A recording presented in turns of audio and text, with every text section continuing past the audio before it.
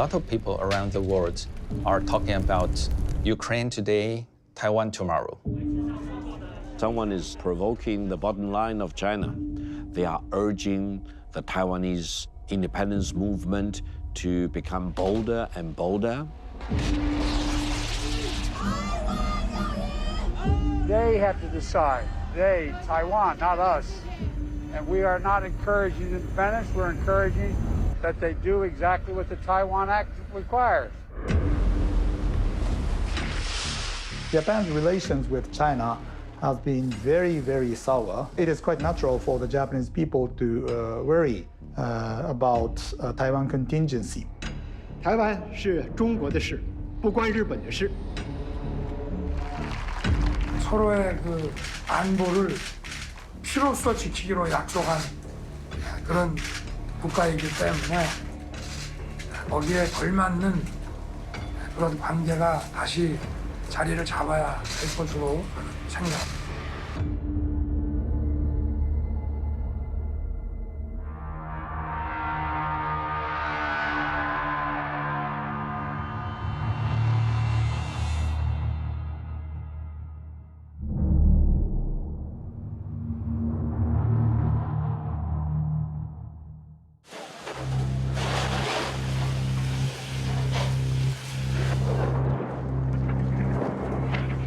Scenes that shook the world.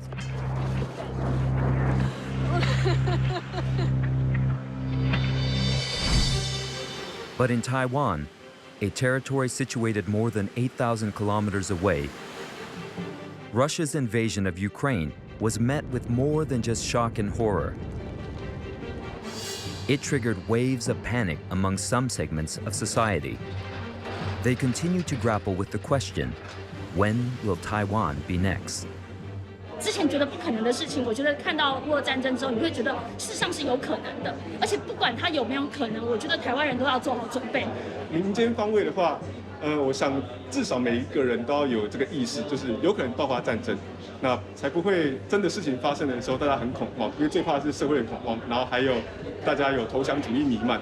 因为我想在整个军事评估上面，台海如果爆发战争的话，其实，中国会付出非常惨痛的代价，但前提是台湾有坚决抵抗，然后不投降的意志。To prepare themselves, some Taiwanese have signed up for special courses on how to survive a war zone. Known as I Can Help workshops, these courses impart participants with skills to save lives and the knowledge to navigate hostile environments. 除此之外，紧急应变不是只有急救，还有搜救、通讯、避难所的管理。 Enoch Wu, a former Special Forces officer, has been leading these classes for the past year. In the wake of the Ukraine crisis, he's observed a renewed interest in these courses. Gotten a very strong demand signal from the public that they wanted to be better trained, to be better prepared, and to know how to help each other in events of emergencies. And so we moved up our class schedule from by a couple months. And as soon as we opened up our April classes, they were filled within an hour or two. We're all heartened and touched and moved by average Ukrainians' will to protect their country and their homes. And so what transpired over the past couple months, and as a Taiwanese, it's that much clear that we need to be better prepared against any crises during peacetime so that we can prevent war from happening in the first place, so we can maintain our peace. 那个乌克兰的总统泽伦斯基他就讲说，如果当有战争来的时候，乌克兰人民他不会向后靠，他会正面的面对俄罗斯。那时候我就会觉得说，对呀，台湾人也不可能向后靠，台湾人也一定要正面的面对这件事情的时候，那才会开始想说，那我们到底要怎么正面面对这件事情？每个人应该要做好自己的工作。那我作为一个普通人，我觉得我也应该要做好自己的准备。Some people in Taiwan, or actually a lot of people around the world, are talking about Ukraine today, Taiwan tomorrow. I don't agree on that, but still, that has caused some mental threat, psychological threat to the people in Taiwan. Because quite of our people are afraid that what if there would be an invasion from the Chinese mainland on Taiwan? So we would not like to see any war happening on this piece of land.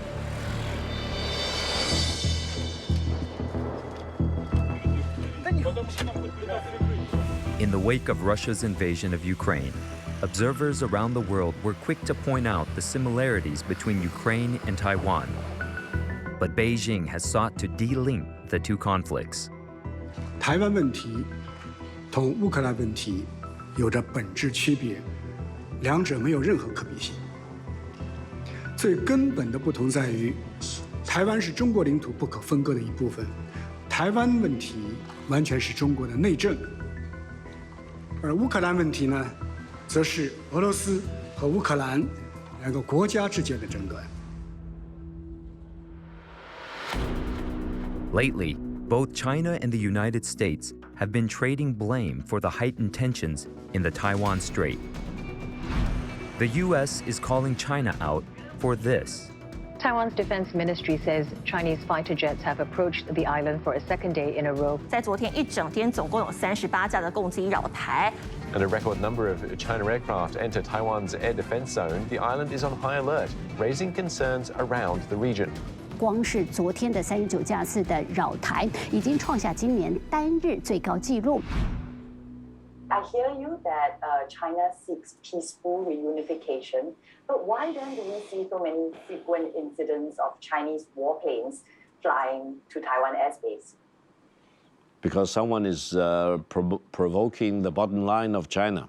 For many years, the United States acknowledged and agreed that they will have no government-to-government relations with Taiwan.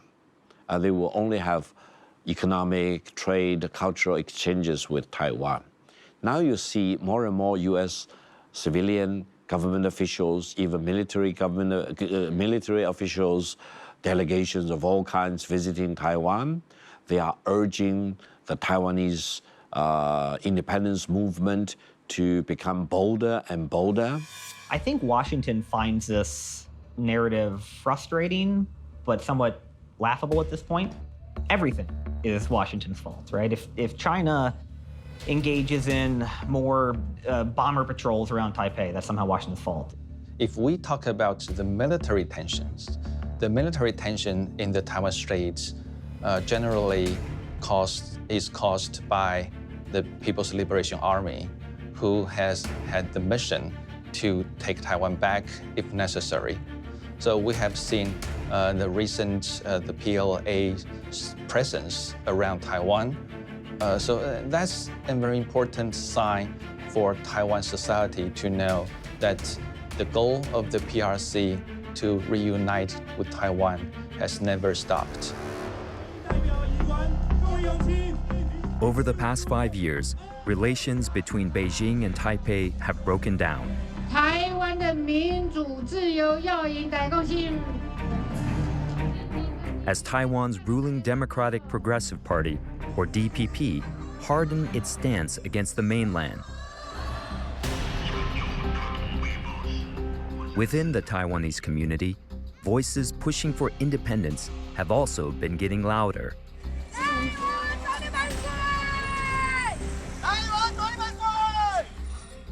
And Beijing's patience is wearing thin. 通过大搞两个中国和一中一台，歪曲台湾的历史，割裂台湾的根脉，到头来必将葬送台湾的未来。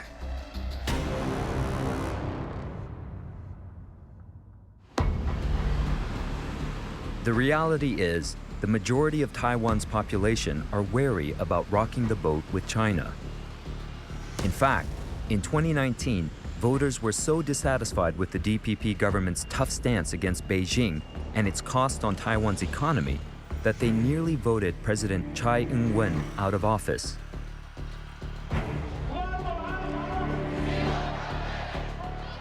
Events in neighboring Hong Kong helped turn the tide in Tsai's favor. 香港的抗争越来越激烈，未来中国给台湾的压力只会更多，不会更少。在这种局势之下，台湾需要的是一个稳健、理性的领导人。And now, the Russian invasion of Ukraine has created yet another opportunity for Tsai to maintain her political momentum. Her first move was to revise the territory's reservist laws and raise military spending, all in the name of defending Taiwan's democracy. And while the moves were expected, it was the fanfare and fashion of those announcements that raised eyebrows. President Tsai appeared in a military uniform, announcing her plan, increasing military budget, and a possible change in the voluntary service regulations. But I think it's more a way for the public relations of the Tsai Ing-wen administration so that our people can feel more confident that this government is doing something beneficial and positive for Taiwan during the crisis between Ukraine and Russia. Another reason why President Tsai did that is that the US has been asking Taiwan to increase Taiwan's national defense budget to a higher level so that Taiwan can show its true determination for self-defense. As a vital hub for manufacturing semiconductors, Taiwan is far more important to the global economy than Ukraine is. And the US is already taking action to protect these global interests, much to China's displeasure.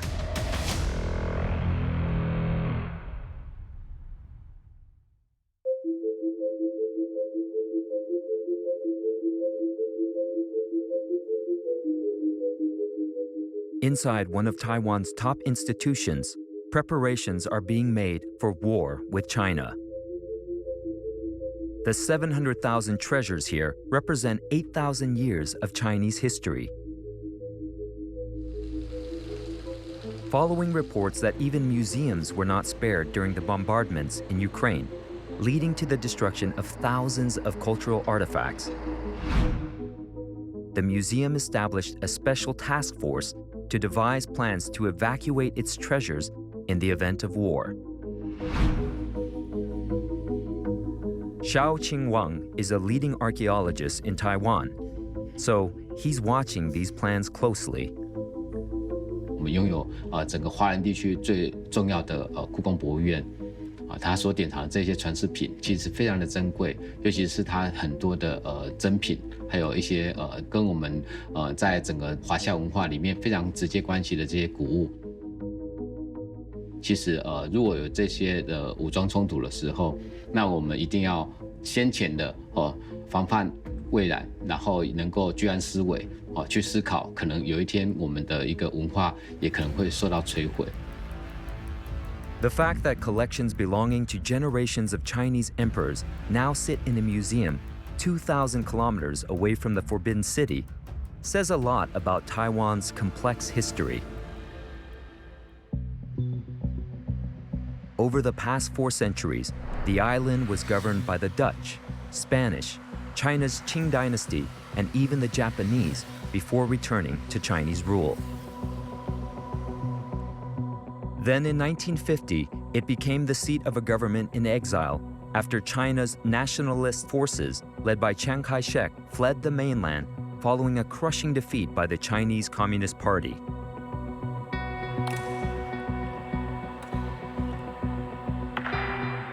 Today, Beijing continues to seek reunification.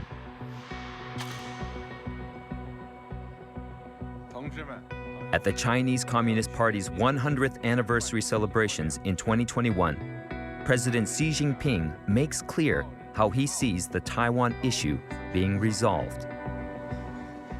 解决台湾问题，实现祖国完全统一，是中国共产党矢志不渝的历史任务，是全体中华儿女的共同愿望。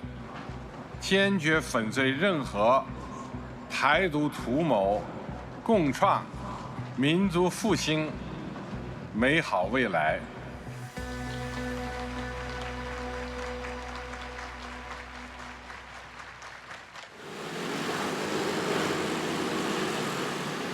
The majority of the world, including the United States, recognized the One China policy.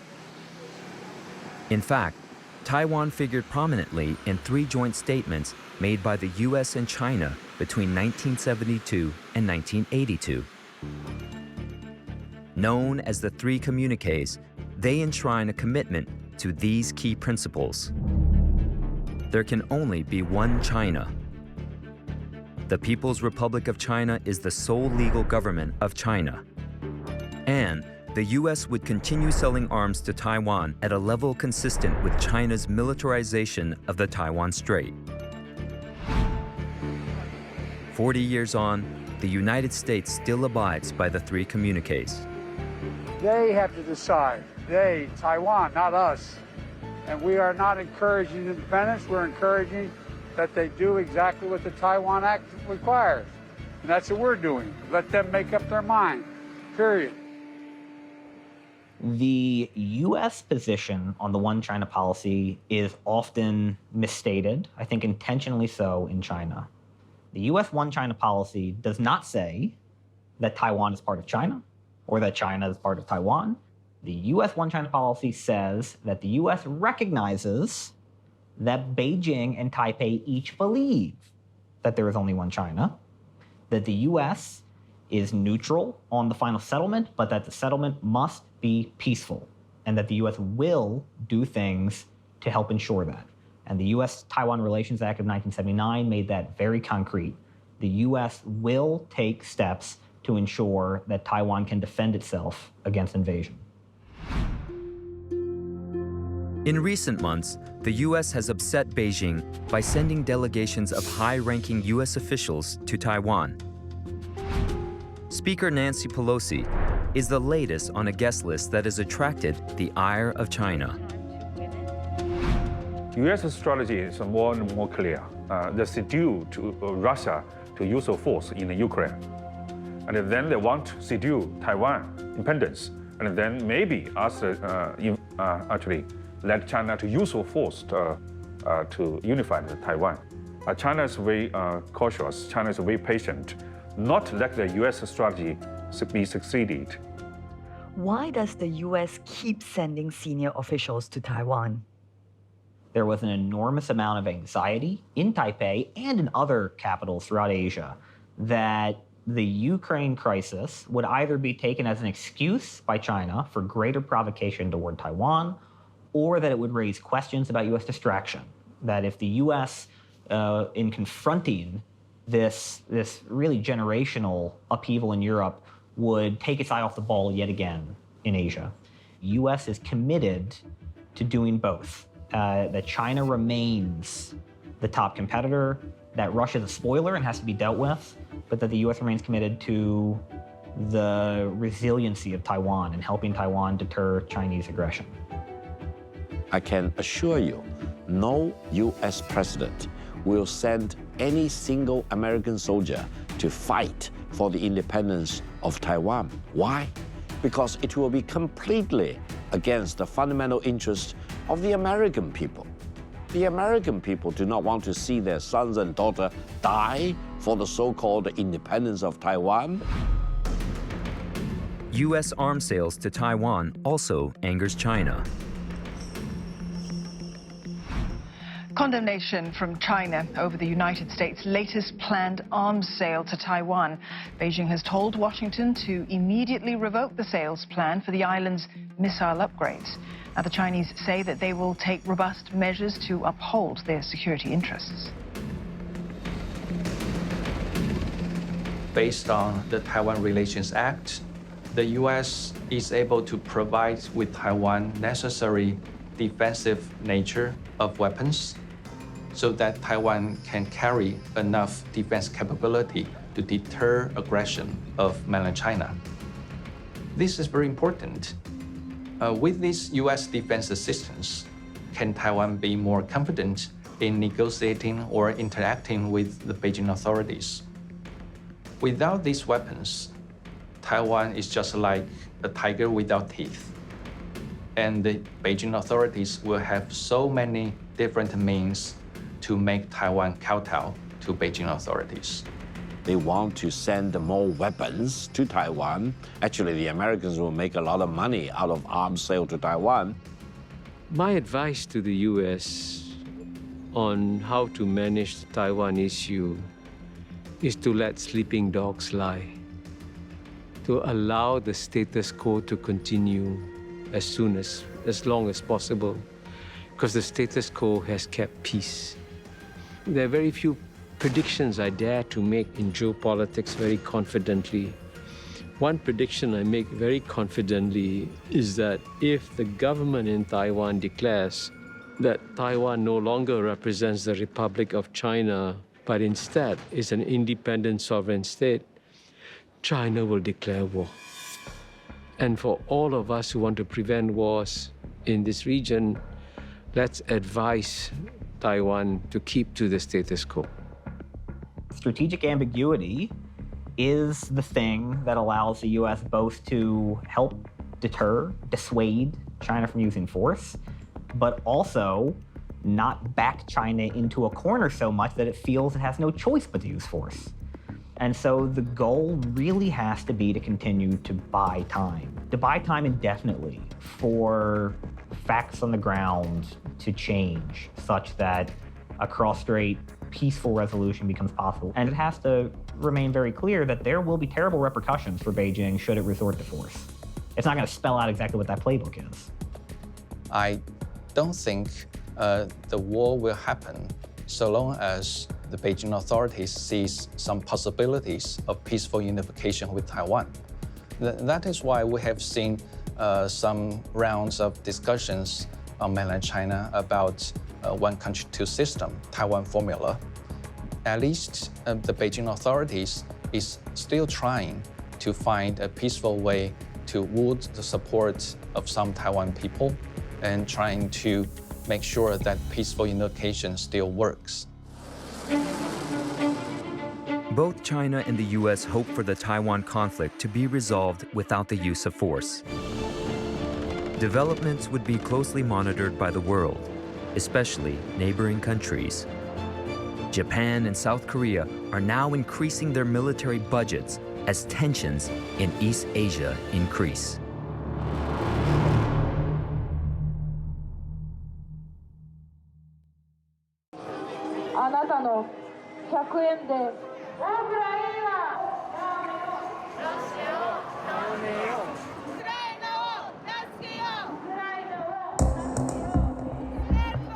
As the horrors in Ukraine unfolded, a long taboo topic came up for debate. The issue is whether to allow Japan to introduce a nuclear sharing arrangement to deploy U.S. nuclear weapons on its soil and jointly operate them.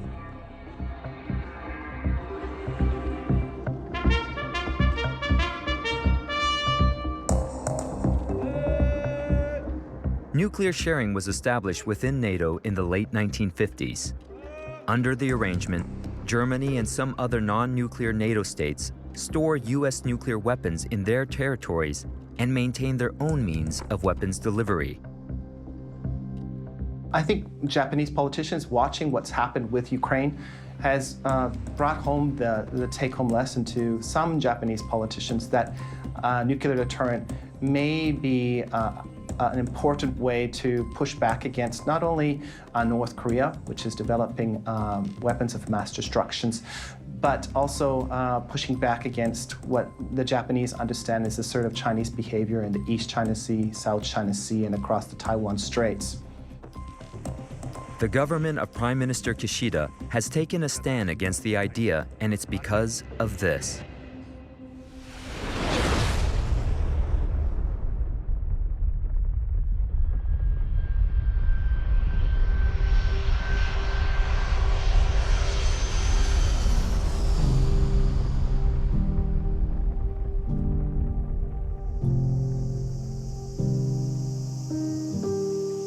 The horrors of Hiroshima, an atomic bomb city, are still remembered. Though 77 years have passed since the day, the memory has not faded.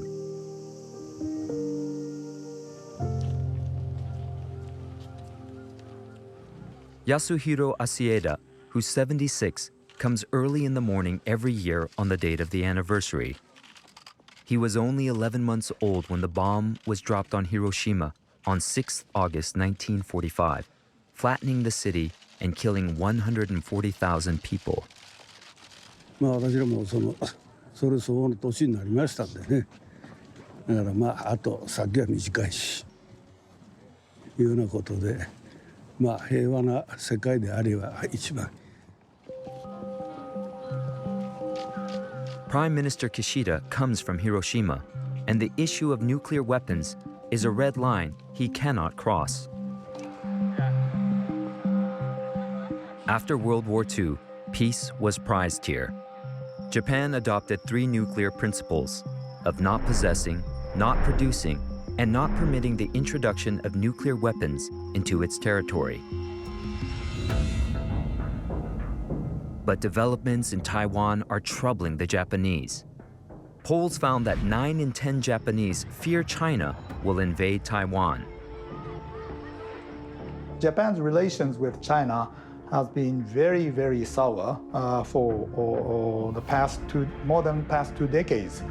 And Japan has been facing a serious challenge coming from China in terms of Senkaku Island related issue and also other security related issues.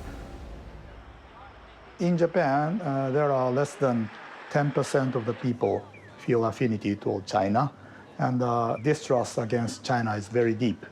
On the contrary, Japanese affinity toward Taiwan is really high, more than 80%. And the people-to-people relations are really good. So I think that it is quite natural for the Japanese people to worry about Taiwan contingency. There's strong security concerns about China in Japan, but in the same polls, Japanese recognize China as the most important economic partner within the region. And $210 billion of Japanese exports went to China last year.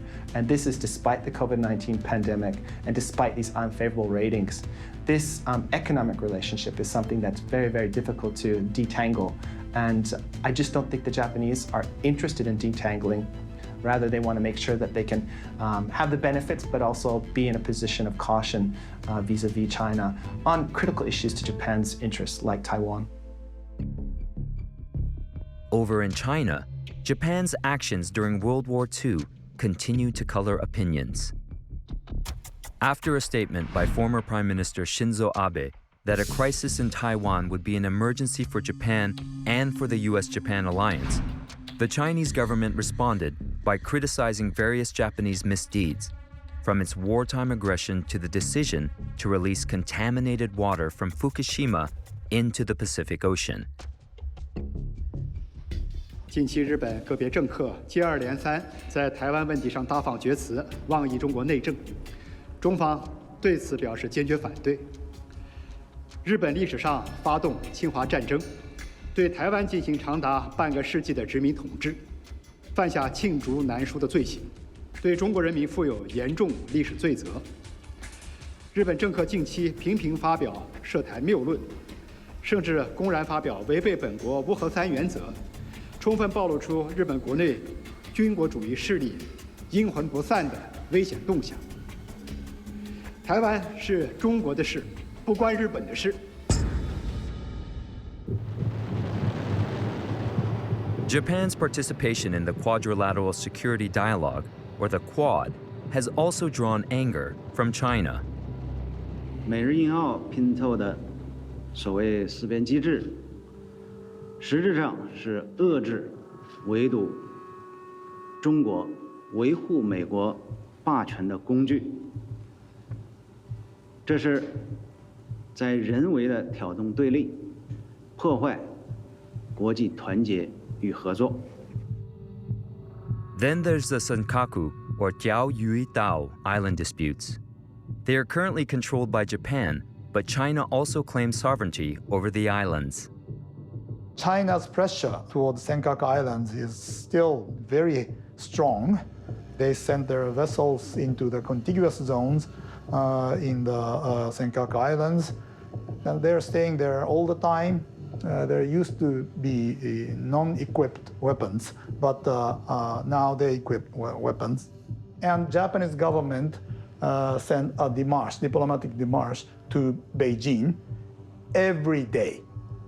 Every day.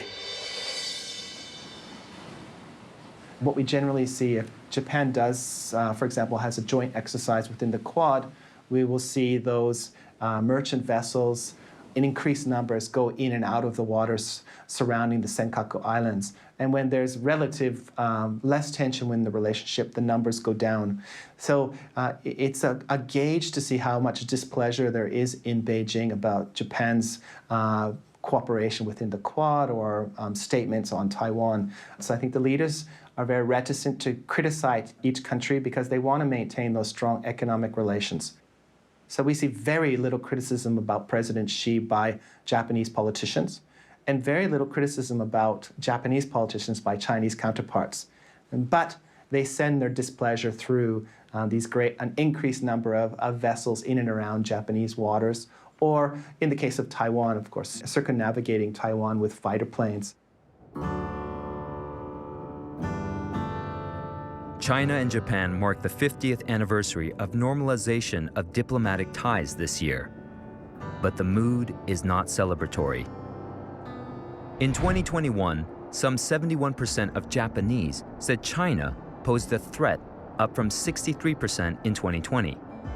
Likewise, 66% of Chinese had negative views of Japan, up from 53%. Perhaps economic ties might soothe relations. China hopes to further strengthen economic ties through the Regional Comprehensive Economic Partnership. China and Japan are among its 15 member nations. I do think that there is bright spots in terms of thinking about Sino-Japanese relations. First, at the trade level, they continue to cooperate in the Regional Comprehensive Economic Partnership. This will spearhead further integration within the region. There is some talk about a trilateral free trade agreement between South Korea, China, and Japan. So in that sense, there's still a commitment to engaging with China at the trade level. Japan remains committed to the Chinese economy, and the Chinese government, especially at the local level, is very committed to a strong economic relations between China and Japan. It's Japanese businesses that have hired millions of Chinese in China. They provide technological infusion, human capacity building, and local governments in China welcome that investment. So those ties remain strong, but of course the direction of China today is moving towards a more inward-looking, I think, nationalist view, and this will impact, I think, those strong ties that have maintained a relative balance between the two states up to now.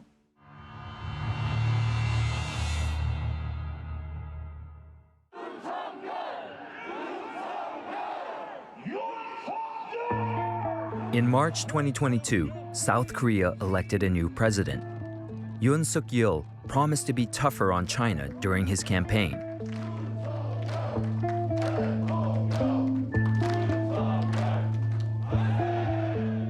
지금 현 정부가 굉장히 중국 편향적인 이런 정책을 써왔습니다마는 한국 국민들, 특히 청년들의 대부분은 중국을 싫어합니다. 그리고 중국 사람들, 중국의 청년들의 대부분이 또 한국을 싫어합니다. 근데 과거에는 그렇지 않았습니다. 이렇게 중국 편향적인 정책을 쓰고.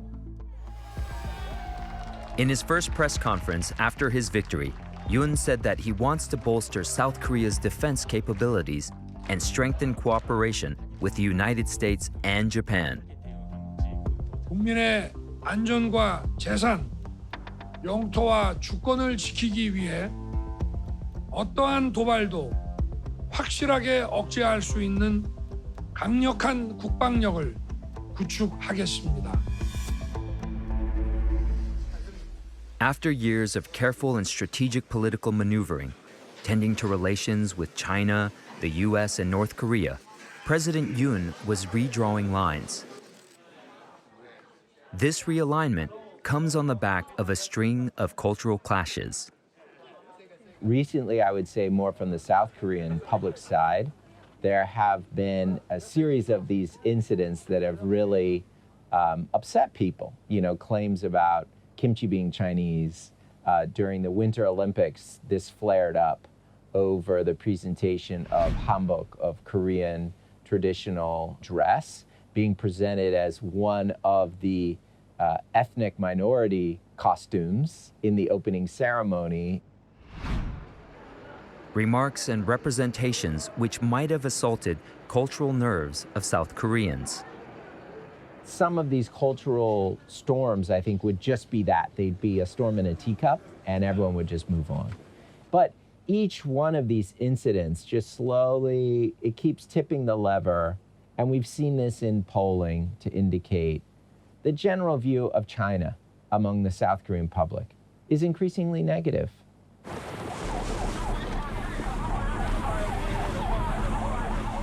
Incidents on the high seas contribute to that negativity.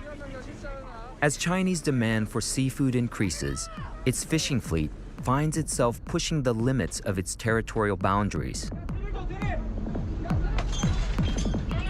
This is another one of these chronic irritants that goes back for decades in the relationship, and we've seen that actually become quite violent, and you've seen loss of life at sea on both sides, but in particular, you've seen South Korean Coast Guards die in these clashes. So it's a real problem. It's a chronic problem. The China's fishing vessels' illegal encroachment caused the economic loss to the South Korean fishermen. So it caused a kind of anti-China sentiment at the civilian level. South Korea and China started to proceed the maritime boundary negotiations, and they made efforts to root out those Chinese fishing vessels' illegal invasion.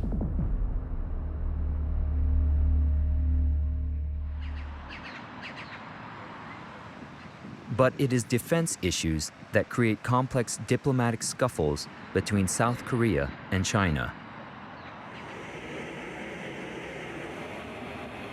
In 2016, South Korea deployed THAAD, an anti-missile system designed to shoot down incoming missiles. It was a system that was supposed to shield them from North Korean missiles.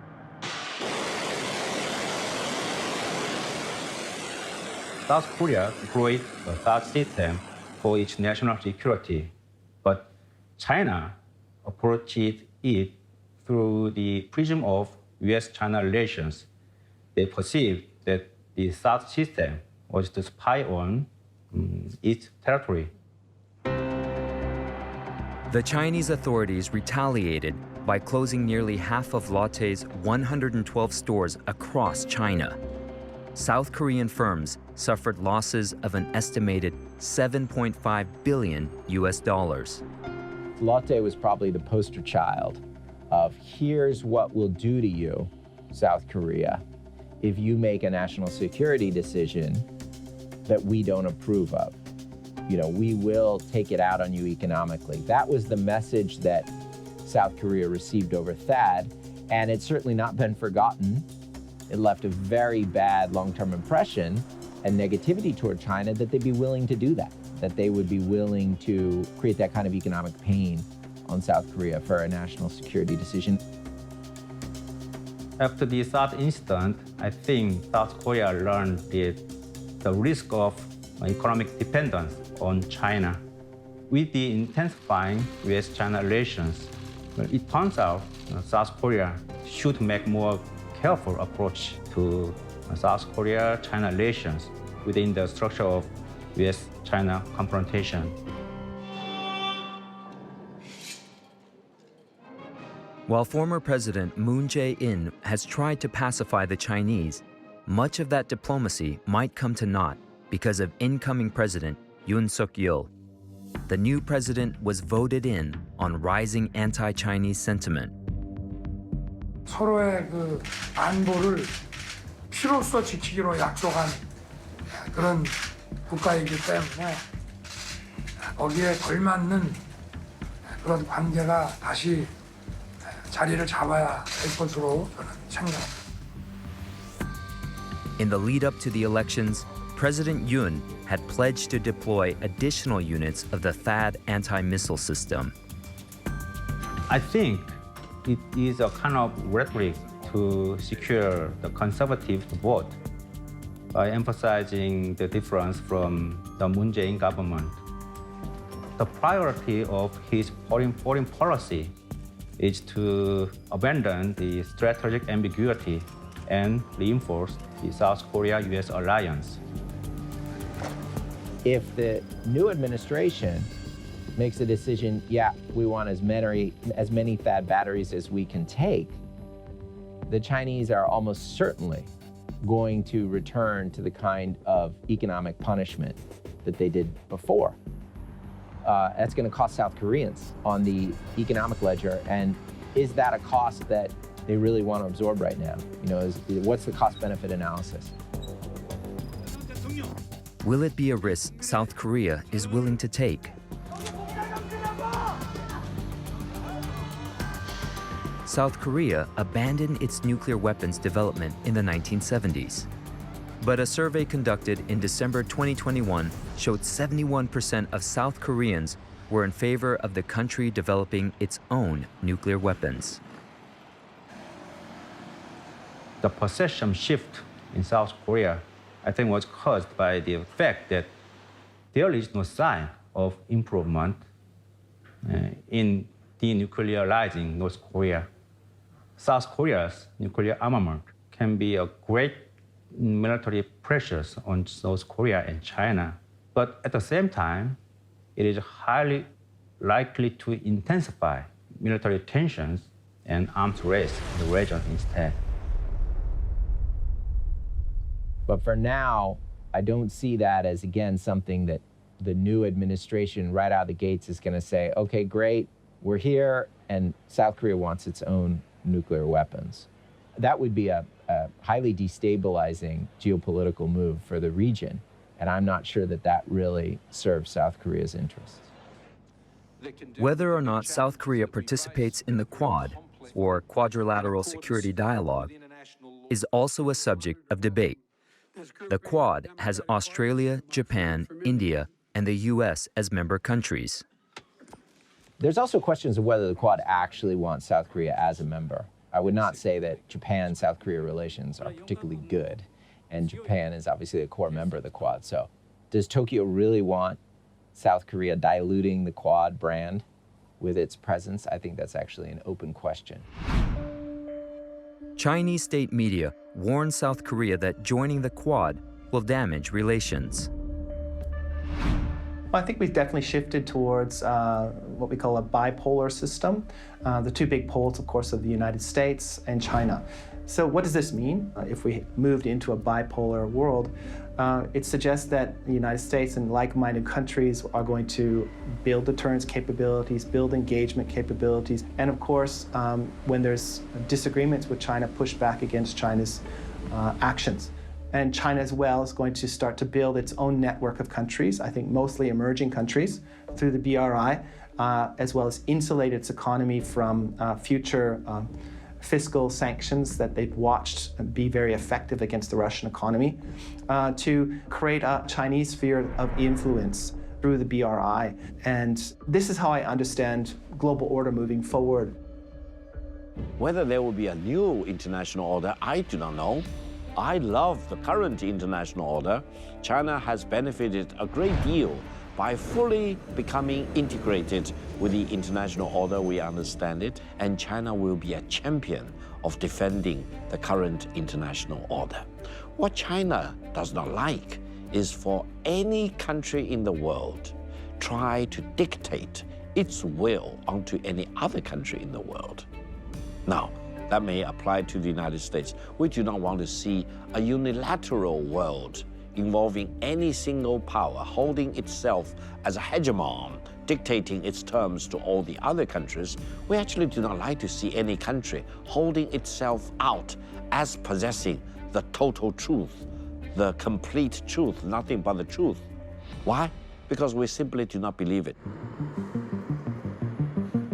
new world order can be very confusing because our world order is actually very dynamic and changing. Believe me, when China becomes the #1 economy in the world, that will be another significant shift in the world. So we are clearly experiencing major changes, but at the same time, we can try to make these changes all peaceful. We need to step up the level of diplomatic engagement and have far more dialogues, more face-to-face diplomacy in East Asia.